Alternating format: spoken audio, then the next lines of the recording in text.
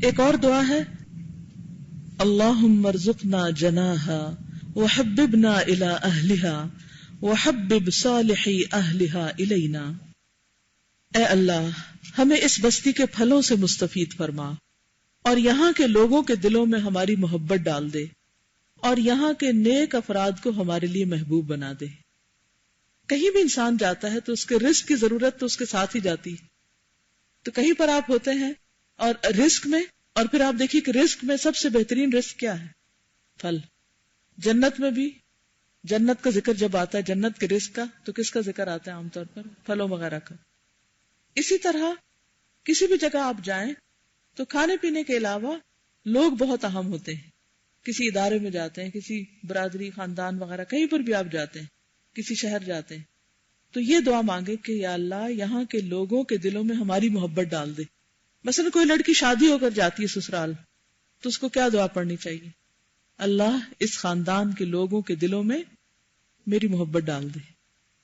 اور اسی طرح ان میں سے جو نیک لوگ ہیں ان کی محبت ہمارے دل میں ڈال دے. ہر ایک کی نہیں کہی، کیونکہ انسان اپنے محبوب کے دین پر ہوتا ہے. آپ جس سے محبت کریں گے اسی کے پیچھے چل پڑیں گے اور اسی کا اخلاق کردار اور اسی کا طریقہ اپنا لیں گے.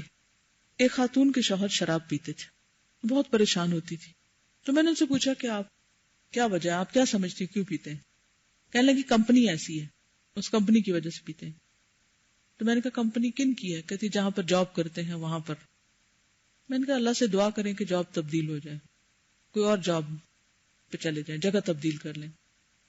خیر انہوں نے کچھ عرصہ کوشش کی، جاب تبدیل ہو گئی، دوسرے شہر چلے گئی. پھر میں نے پوچھا تو کہتی ہے کہ یہاں بھی انہوں نے ایسے لوگ ڈھونڈ لیے ہیں. تو بات یہ ہے کہ انسان جیسا خود ہوتا ہے نا ویسے ہی لوگ اس کو ملتے ہیں. اگر آپ اچھے ہیں اور آپ کو نیک لوگوں کی تلاش ہے تو اللہ تعالیٰ آپ کو ان سے ملوا دے گا، کیونکہ آپ وہی ڈھونڈ رہے ہیں نا، آپ نیک لوگ ڈھونڈ رہے ہیں، اللہ آپ کو ملا دے گا. لیکن اگر آپ کے اپنے اندر شر ہے اور آپ کو کوئی دلچسپی نہیں نیک لوگوں سے، تو کیا ہوگا؟ جیسے آپ خود ہوں گے نا ویسے ہی لوگ آپ کو مل جائیں گے. اور یہ آپ نے دیکھا ہوگا اگر آپ میں سے مختلف لوگ مختلف علاقوں، شہروں اور جگہوں میں رہے ہو تو آپ نے دیکھا ہوگا کہ جہاں جہاں آپ رہے، جس طرح کے نیبرز تھے، جیسے آپ کے فرینڈز تھے، جیسی کمپنی تھی ویسے ہی آپ ہونے لگے.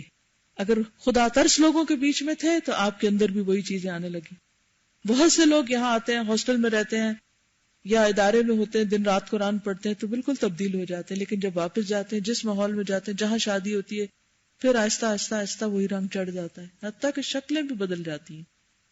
پھر اسی طرح یہ بھی نہیں کہیں کبھی آپ سوچیں کہ اگر آپ مکہ جا رہے ہیں تو سب نیک لوگ ہی آپ کو ملیں گے وہاں، یا مدینہ جا رہے ہیں تو سارے وہاں اچھے لوگ ہی آپ کو ملیں گے. وہاں بھی اچھے اور برے لوگ ہیں نا، کہ نہیں؟ نبی صلی اللہ علیہ وسلم کے زمانے میں بھی تھے، بعد میں بھی رہے، ہر دور میں. مدینہ میں بھی منافق تھے. تو ہر جگہ ہر طرح کے لوگ ہوتے ہیں اور ہر ایک کی کسی نہ کسی سے دوستی بھی ہوتی ہے.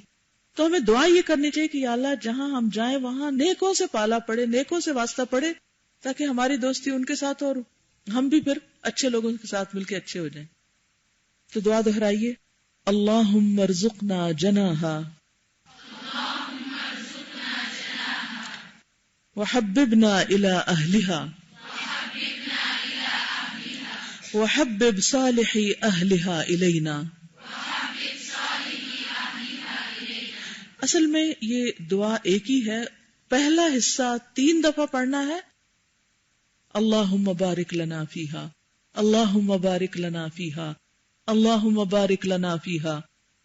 اور دوسرا حصہ ایک بار، اللہم ارزقنا جناہا وحببنا الی اہلہا وحبب صالحی اہلہا الینا.